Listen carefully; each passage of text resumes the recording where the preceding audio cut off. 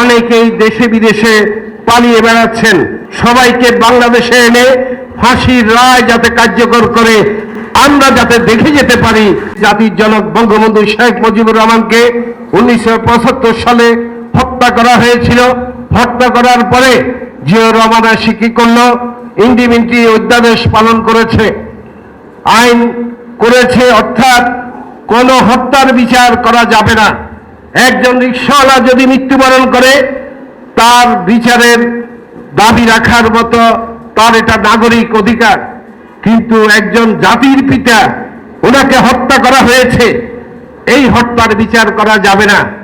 সুতরাং যারা এটা করেছে আমরা তাদেরকে এই মুহূর্তে নিন্দা জানাই।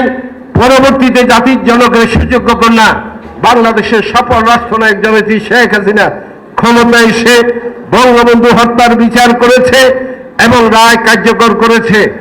অনেকেই দেশে বিদেশে পালিয়ে বেড়াচ্ছেন। আজকে এই ছোট্ট পরিসরে আমরা বাংলাদেশ সরকারের মাননীয় প্রধানমন্ত্রী জননেত্রী শেখ হাসিনার প্রতি উদাত্ত আহ্বান জানাবো, সবাইকে বাংলাদেশে এনে ফাঁসির রায় যাতে কার্যকর করে আমরা যাতে দেখে যেতে পারি, সেই অনুরোধটুকু সবার প্রতি রাখছি।